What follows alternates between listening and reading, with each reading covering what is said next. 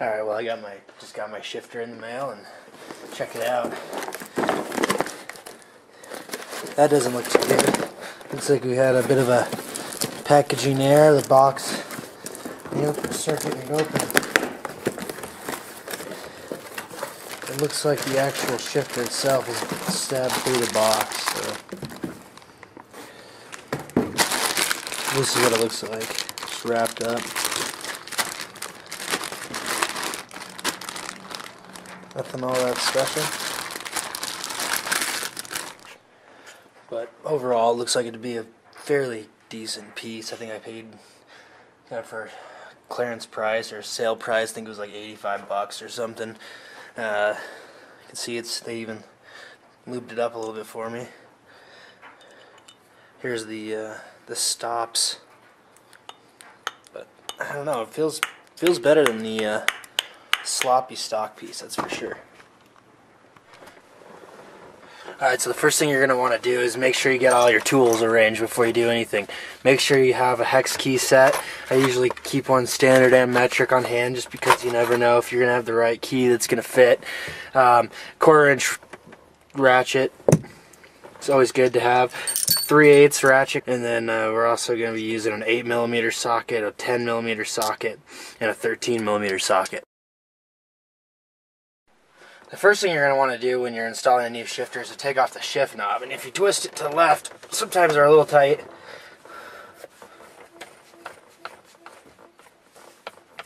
Just keep on threading her, pops off. Next thing you want to do, most cars there's tabs, you sometimes got to use some flatheads. Pop a flathead screwdriver, pop it up on here. There's some tabs that are under here, but as you can see, that most of them, they're such old, 20-year-old cars or whatever. This shit's just all broken, so you can, my boots and everything's just tore up, so all that shit just comes right off. No problem like that. So let's see if I can zoom in here. But you can see that basically your shifter is right there.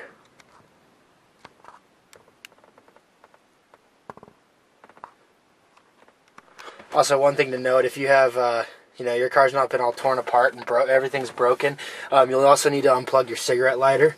There's just some tabs, it snaps off there. As you can see, mine's, all busted up.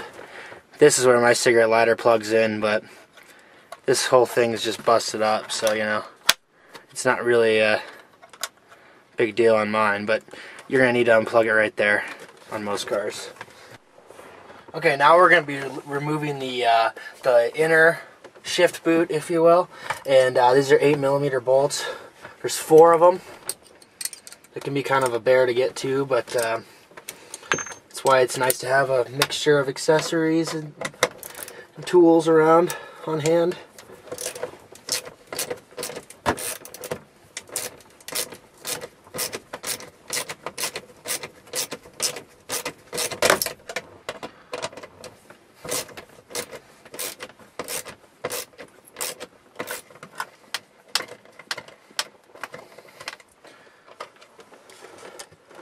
Make sure you don't lose these bolts, because these need to go back in here. This shield needs to go back in here. Sometimes you might need to cut the boot a little bit to make it fit around the shifter, but we'll see if we need to do that with this one. But this needs to go back in here. Otherwise you get a lot of road noise and a lot of heat that comes up into the car. And I learned that the hard way, so don't make that mistake. Alright, now that these 4 bolts are removed, you can carefully, trying to destroy it too much, pull the plate up out of it. Yep. And it just kind of all pops up at once. Watch out for the wiring. And try not to trash in your interior plastics at the same time. It's kind of a challenge getting this boot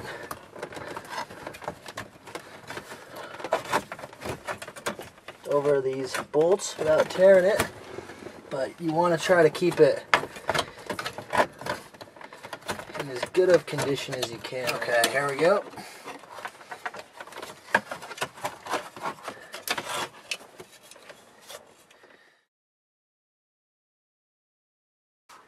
Now we're in the the shifter. You can see the shifter down here, and there's 4 bolts, 2 right here,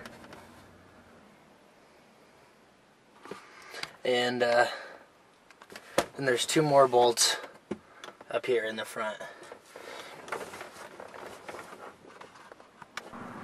Alright, once you have that, you just gotta bust these loose, and they shouldn't be too tight on here, hopefully.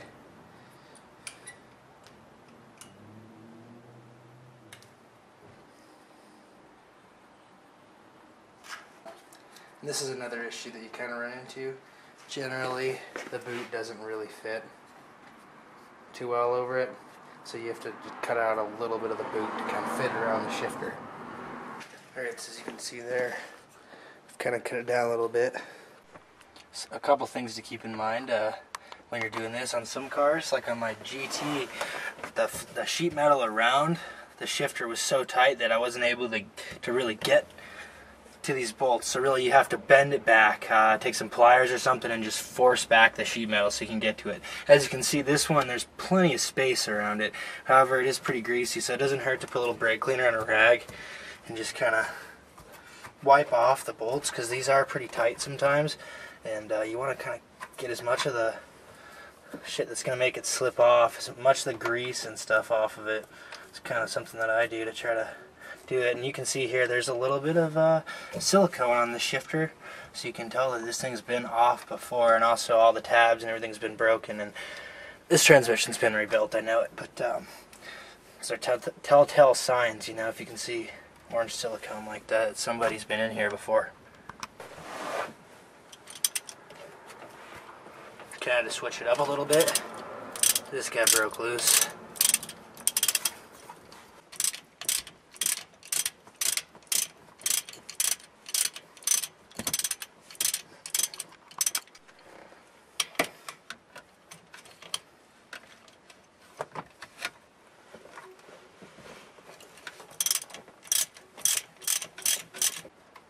Alright, once you get the last bolt out, you can kind of,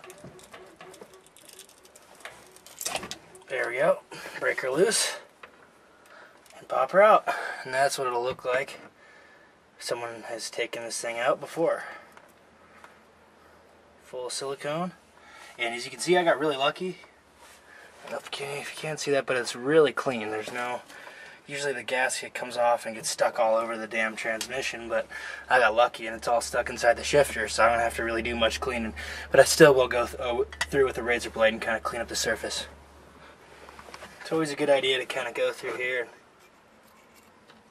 make sure that you have a decent blade, and go through and just kind of get off the excess. On some of them, like I said before, some of them are maybe a ton. On this one, there's just a little bit, and it's just the just a little bit around the holes. Going into the threads, there's a little bit, but you want to try to get this as clean as you can. Obviously, I mean, try to do a good job in your work. Don't try to just slap shit together, you know. Little things pay off. Alright, so I'm using this red RTV high temp gasket maker. It's for high temp. I mean, the transmission does get hot, so I figured, hell, why not, right? So you can see it's got a nice red, orange RTV, the exact stuff that I pulled off of it. They say it's red, but it looks honestly more orange than red to me. But you're going to want to put a nice bead of it around. Try to smooth it out pretty well so it's kind of across the entire surface. Alright, now that we got the whole thing RTV'd up, the bigger drive doesn't fit too easily.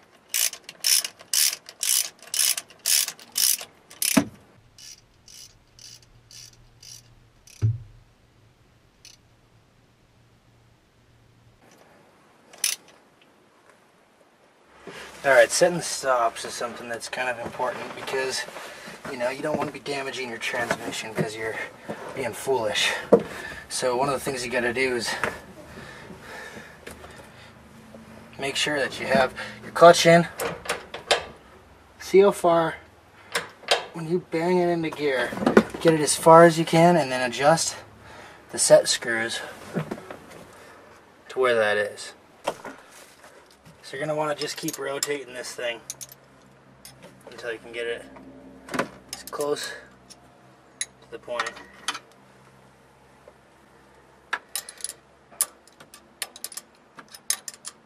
Right where it's going to contact it if you kind of jam the gears. And I'm going to be banging gears in this thing, so I want to set it right.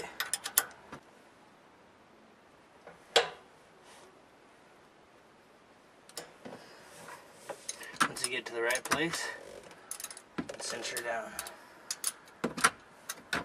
Alright, so now that we got that on there, we can kind of go back and have some fun here and install this, which can always be a good time.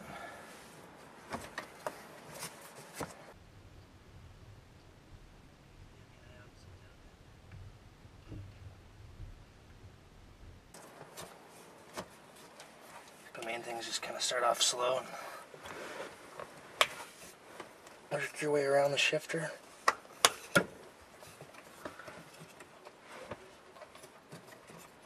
Slide it down. You want to make sure that you get it all in the correct positioning because you need to get the holes to line up. That can be a real challenge with this thing if it's not lined up correctly.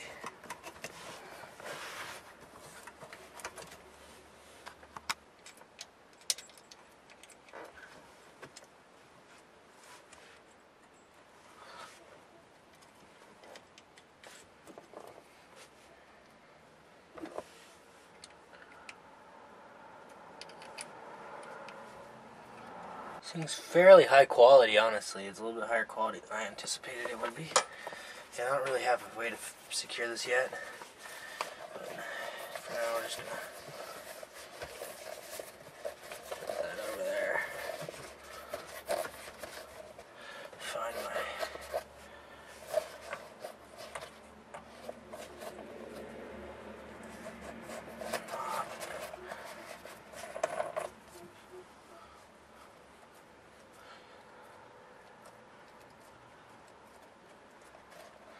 I like her right there. Alright.